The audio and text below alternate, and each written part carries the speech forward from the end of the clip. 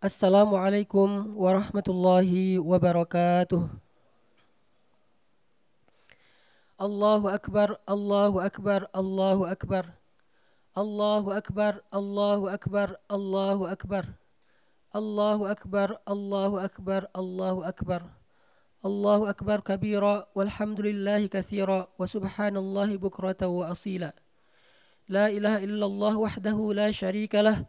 Lahul mulku wa lahul hamdu yuhyi wa yumitu wa huwa ala kulli syai'in qadir. Alhamdulillahi rabbil alamin. Alhamdulillahilladzi hadana lihada wa ma kunna linahtadiya laula an hadana Allah. Ashhadu an la ilaha illallah wahdahu la syarika lah wa ashhadu anna Muhammadan abduhu wa rasuluhu la nabiyya ba'dah. Radina billahi rabba wa bi Muhammadin nabiyya wa bil islami dina. Qala Allah Ta'ala fil Qur'anil Karim, a'udzu billahi minasy syaithanir rajim.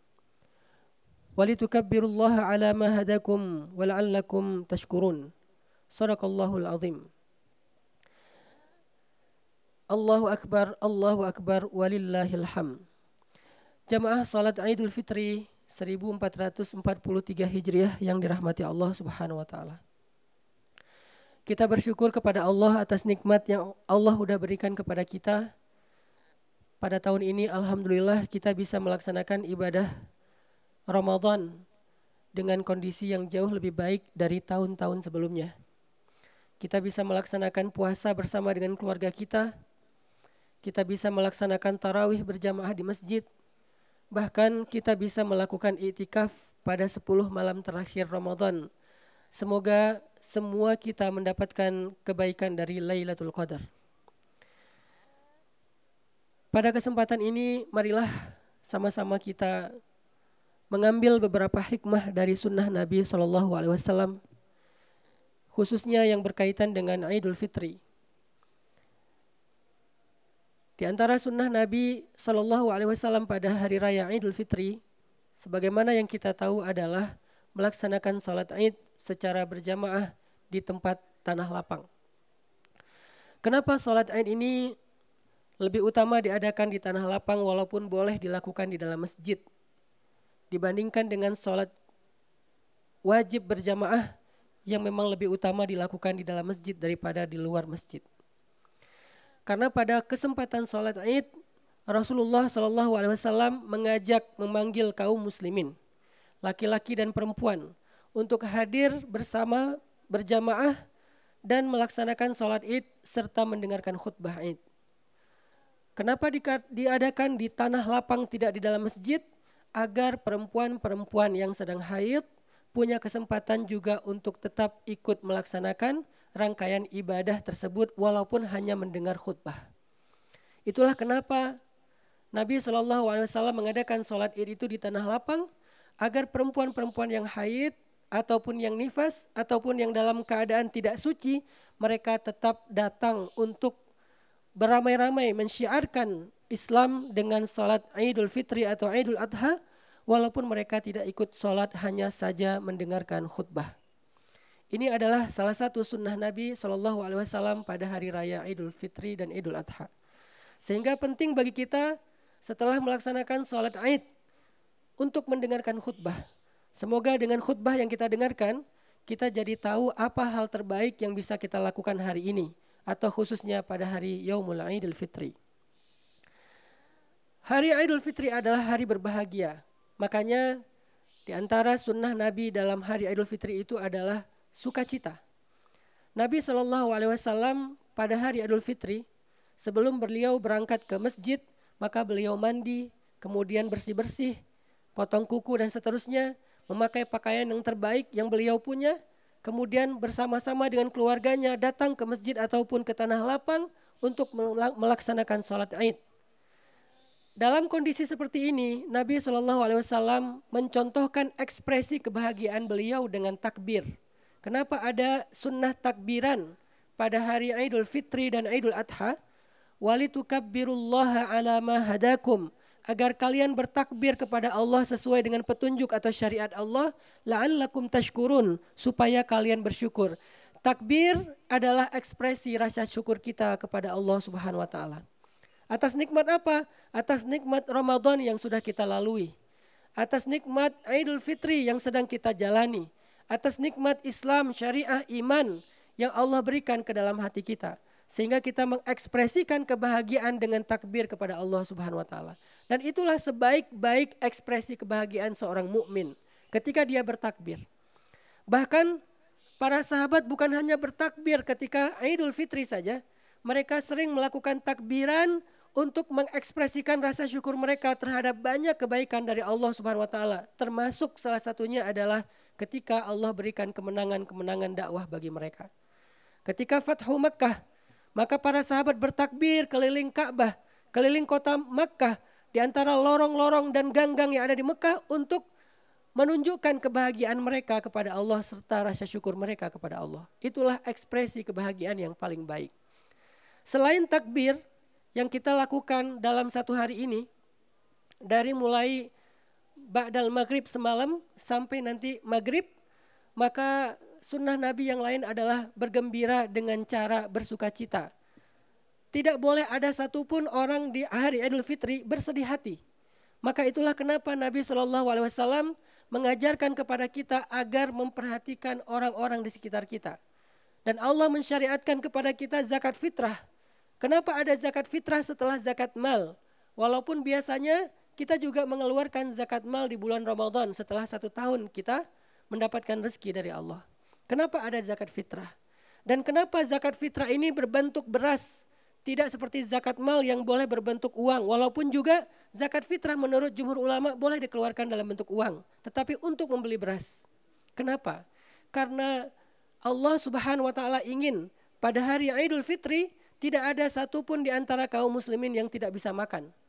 Pada hari Idul Fitri tidak ada satupun orang yang beriman yang kelaparan di rumah mereka, sedangkan tetangga mereka mendapatkan makanan yang layak.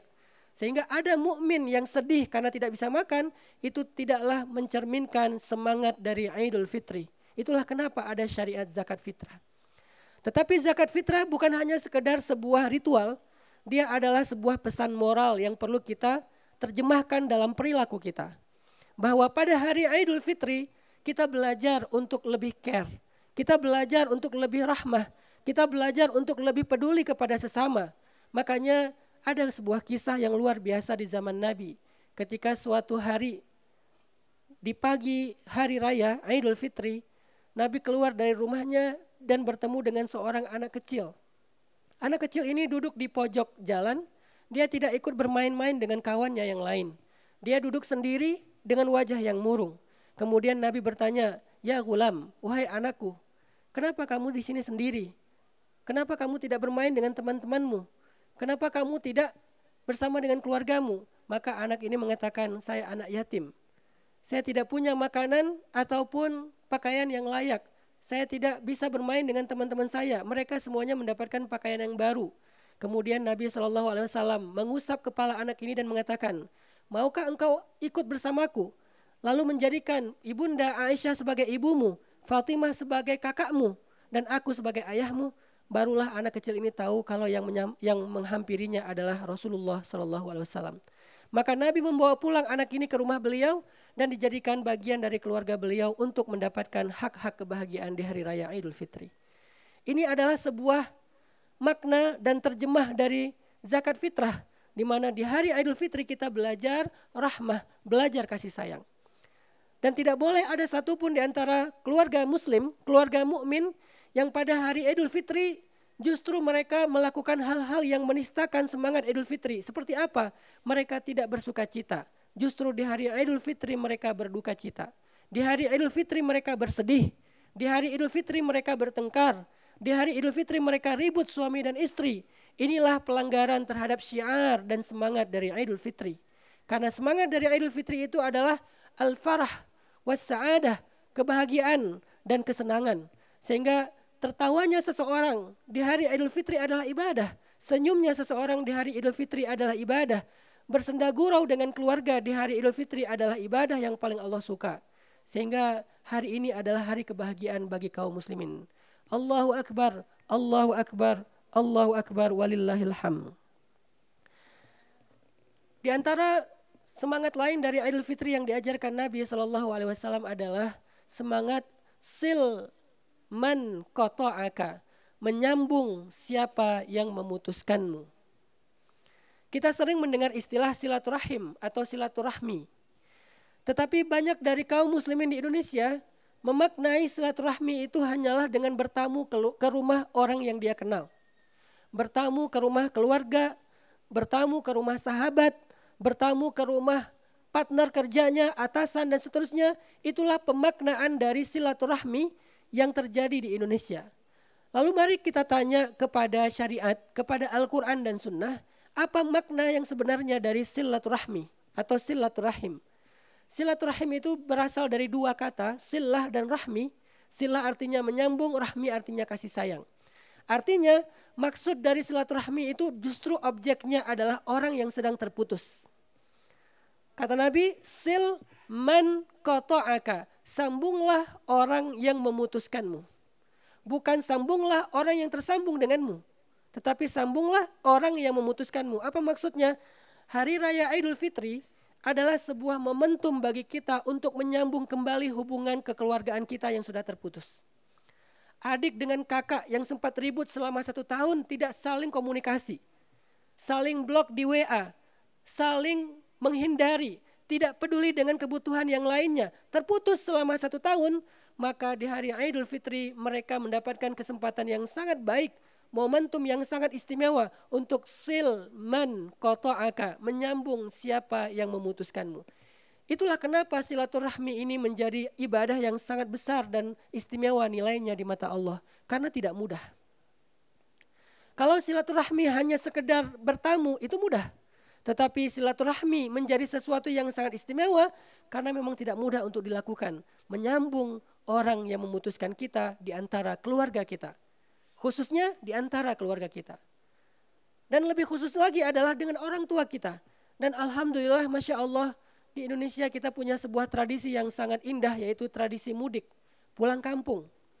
Di mana mungkin di antara semangat mudik itu adalah ingin merasakan suasana di rumah bersama orang tua, makan masakan dari ibu dan orang tua kita.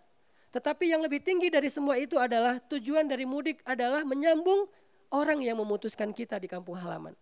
Dengan tetangga yang mungkin masih ada hubungan rahminya, hubungan keluarganya dengan kita. Dan itu banyak terjadi. Terutama dengan orang tua kita. Jangan sampai kedatangan kita untuk pulang kampung atau mudik justru menambah beban bagi orang tua kita. Tetapi harusnya seorang anak datang untuk menyempurnakan ibadah Ramadannya dengan mencari ridho ibu dan ayahnya. Karena sesungguhnya tidak akan sempurna ibadah kita di bulan Ramadan. Walaupun kita mendapatkan Lailatul Qadar, kalau orang tua kita khususnya ibu tidak ridho kepada kita. Mungkin kita masih ingat dengan kisah Alqamah, salah satu sahabat Nabi yang ahli ibadah, ahli tahajud, ahli puasa Senin Kamis, ahli zikir, ahli Al-Quran, ahli melakukan ibadah-ibadah yang diam-diam, sir, sangat ahli ibadah. Tetapi di akhir hayatnya Alqamah mendapatkan naza atau sakaratul maut yang sulit. Berhari-hari dia kesakitan dalam sakaratul mautnya, tidak tuntas-tuntas. Dia tidak bisa wafat tetapi juga tidak sehat. Sehingga akhirnya istrinya melapor kepada Rasulullah SAW, ya Rasulullah, kenapa suami saya? Padahal dia ahli ibadah, kenapa sakaratul mautnya seperti orang yang kufur? Maka Nabi kemudian bertanya, apakah dia punya ibu? Lalu istri Alqamah mengatakan dia punya seorang ibu. Panggillah ibunya ke hadapan aku. Maka datanglah ibu ini ke hadapan Rasulullah SAW. Kemudian Rasulullah bertanya, wahai ibu, apa perasaan ibu tentang Alqamah? Apakah ibu ridho kepada dia atau ibu punya perasaan kecewa kepada dia? Ibu ini mengatakan, aku kecewa dan sedih terhadap Alqamah. Dia lebih mendahulukan keluarganya daripada aku. Dia mentelantarkan aku, dia tidak peduli kepada aku dan aku tidak ridho terhadap Alqamah. Walaupun Alqamah ahli ibadah. Walaupun Alqamah seorang sahabat Nabi yang mulia. Sehingga kemudian Rasulullah mengatakan, wahai ibu, jika ibu tidak ridho kepada Alqamah, maka Alqamah akan terus kesakitan dan tidak akan selesai nazak ataupun sakaratul mautnya. Ibu ini masih bersikeras untuk tidak ridho kepada anaknya. Sampai kemudian Nabi mengatakan, wahai para sahabat, kumpulkanlah kayu bakar. Aku akan membakar Alqamah agar memudahkan sakaratul mautnya. Mendengar ini, maka ibu ini kemudian merasa iba kepada anaknya, naluri seorang ibu. Sehingga dia mengatakan, ya Rasulullah, jangan sakiti Alqamah, jangan sakiti anakku. Aku ridho, aku maafkan kesalahannya, aku ampuni kesalahan-kesalahannya selama ini dan aku tidak akan menuntut dia di akhirat. Kemudian Nabi bertanya, apakah ibu mengatakannya dengan jujur? Ibu ini mengatakan, lihat saja bagaimana keadaan Alqamah.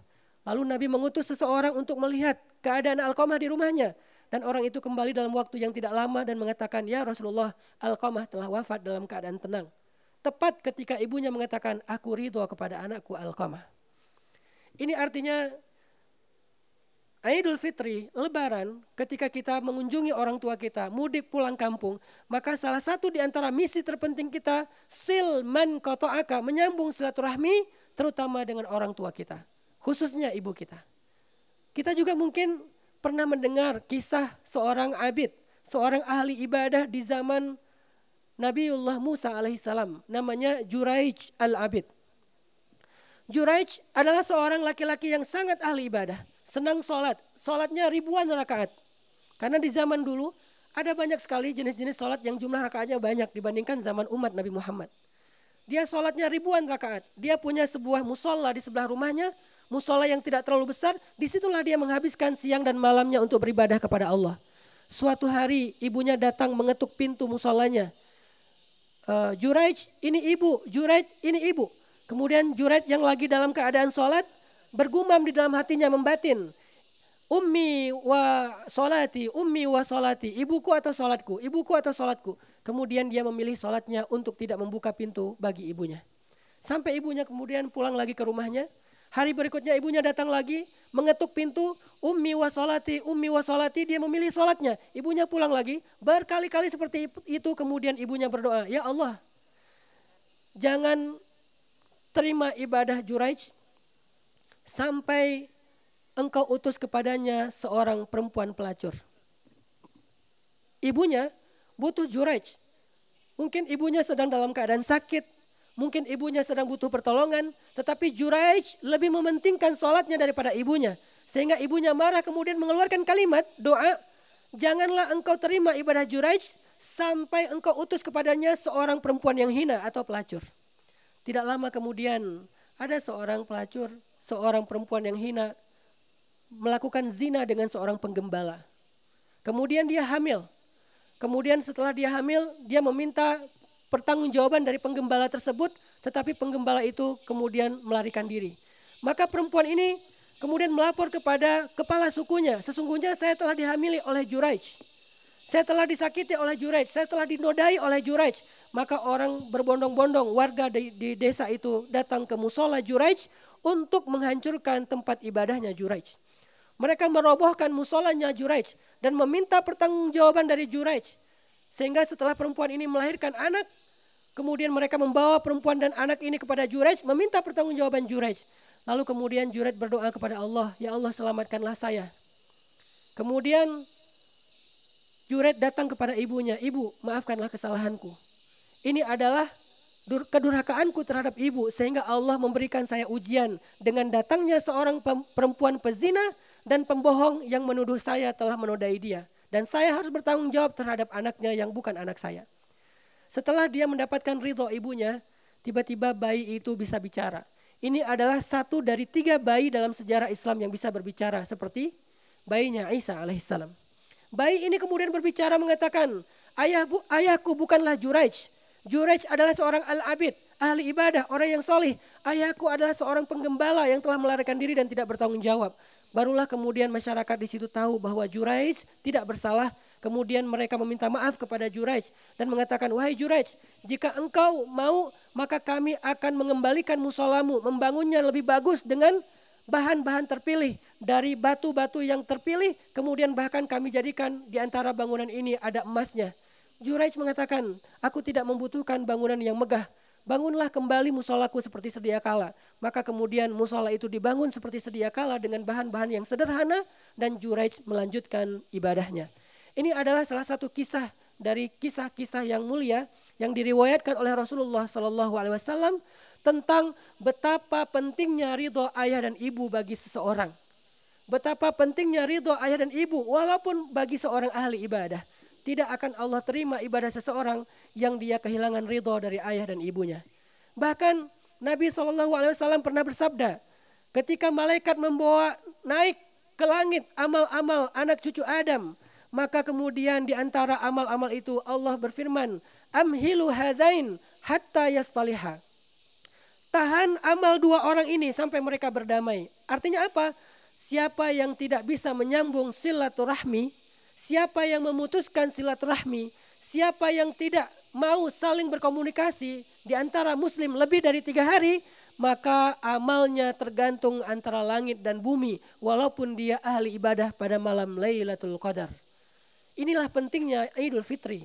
Walaupun kita tahu Ramadan adalah bulan yang paling mulia, Ramadan di dalamnya ada satu malam yang lebih baik daripada 1000 bulan, tetapi semua kebaikan Ramadan itu tidak akan sempurna jika pada hari Idul Fitri kita tidak menjalankan syariat Idul Fitri. Salah satunya adalah sil man qata'aka, sambunglah siapa yang memutuskanmu. Semoga Allah Subhanahu wa taala melapangkan dada kita untuk mau bersilaturahmi, menyambung kembali hubungan yang terputus di antara keluarga kita. Karena ini membutuhkan kelapangan dada. Suatu hari Abu Bakar pernah marah kepada salah satu di antara keluarganya. Dan wajar Abu Bakar marah karena keluarganya itu, laki-laki tersebut memfitnah putrinya Abu Bakar. Hadisul ifki, berita bohong, hoax. Di mana Aisyah radhiyallahu anha dituduh berzina dengan seorang sahabat. Maka salah satu di antara yang menyebarkan fitnah itu adalah salah satu orang yang selama ini sering dibantu oleh Abu Bakar. Laki-laki di antara keluarga Abu Bakar yang sering mendapatkan bantuan dari Abu Bakar. Dia ikut menyebarkan fitnah tentang Aisyah. Maka kemudian Abu Bakar bersumpah, demi Allah, saya tidak akan lagi membantu dia dan saya tidak akan lagi peduli kepada dia. Setelah Abu Bakar bersumpah, Allah Subhanahu wa taala kemudian menegur Abu Bakar di dalam surat An-Nur ayat 22. Janganlah orang yang memiliki kelebihan harta di antara kalian bersumpah untuk tidak lagi membantu saudaranya, keluarganya, atau orang-orang yang sedang fi sabilillah. Wal ya'fu wal yasfahu, kata Allah. Hendaklah dia memaafkan dan berlapang dada. Ala tuhibbuna ayyaghfirallahu lakum. Tidakkah kalian suka jika Allah mengampuni dan memaafkan kesalahan kalian? Setelah ayat ini turun, Rasulullah memanggil Abu Bakar, ya Abu Bakar, apa yang engkau lakukan sampai Allah menurunkan ayat ini? Kemudian Rasulullah membacakan ayat ini kepada Abu Bakar. Abu Bakar menangis. Langsung setelah mendengar ayat ini dibacakan oleh Rasulullah, Abu Bakar pulang ke rumahnya, mengambil berbagai macam kebaikan, gandum, kemudian korma, semua yang baik-baik, roti diambil dari rumahnya, dia pergi ke rumah orang yang tadi dia sumpahi. Kemudian dia mengatakan, mulai hari ini, jika engkau membutuhkan sesuatu, bilang kepada saya. Jika engkau membutuhkan sesuatu, datanglah kepada saya. Inilah kelapangan dada Bapak Ibu jamaah salat Id yang dirahmati Allah. Enggak mudah, tetapi ini harus kita coba untuk menyempurnakan ibadah-ibadah dan kebaikan kita di bulan Ramadan. Allahumma inna nas'aluka ridhaka wal jannah wa na'udzubika min sakhatika wan nar. Ya hayyu ya qayyum birahmatika nastaghis. Aslih lana sya'nana kullah wa la takilna ila anfusina tarfata ain. Rabbana atina min ladunka rahmah wa hayyi' lana min amrina rasyada waj'al lana min kulli dhiqin makhraja wa min kulli hammin faraja wa min kulli usrin yusra. Ya Allah, ampunkanlah dosa-dosa kami. Terimalah ibadah Ramadan kami, puasa kami, tarawih kami, tadarus dan tilawah kami, iktikaf dan qiyam kami. Ya Allah, sempurnakanlah apa yang masih kurang dari ibadah kami. Maafkanlah apa yang masih salah dari amal ibadah kami. Rabbana la tu'akhidna in nasina aw akhtana. Rabbana la tahmil alaina isran kama hamaltahu ala alladhina min qablina. Rabbana wa la tuhammilna ma la taqata lana bih. Wa'fu anna waghfir lana warhamna anta maulana fansurna 'alal qaumil kafirin. Ya Allah, jadikanlah Yaumul Aid, hari Idul Fitri ini sebagai hari kebahagiaan bagi kami, bagi keluarga kami, bagi tetangga kami, bagi masyarakat kami, bagi bangsa kami, bagi kaum muslimin di seluruh dunia. Ya Allah, berikanlah kami kemampuan untuk bisa membahagiakan keluarga kami, membahagiakan saudara-saudara kami yang ada di sekitar kami. Jangan biarkan kami menjadi orang yang egois, yang bahagia sendiri dan tidak peduli dengan orang-orang yang ada di sekitarnya.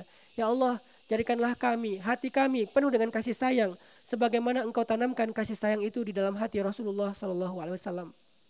Ya Allah, sambungkanlah apa yang terputus di antara silaturahmi kami. Sambungkanlah orang-orang yang memutuskan kami, ya Allah, di antara keluarga kami, orang tua kami, saudara kami, adik kakak kami, sepupu kami, keluarga besar kami, ya Allah. Rabbana, terimalah ibadah kami hari ini. Ya Rabbana, segala puji bagimu atas nikmat Idul Fitri dan jadikanlah kami orang-orang yang beriman dan pertemukanlah kami dengan Ramadan tahun yang akan datang. Rabbana atina fid dunya hasanah wa fil akhirati hasanah wa qina adzabannar. Aqulu qouli hadza wa astaghfirullah li wa lakum innahu huwal ghafurur rahim. Assalamualaikum warahmatullahi wabarakatuh.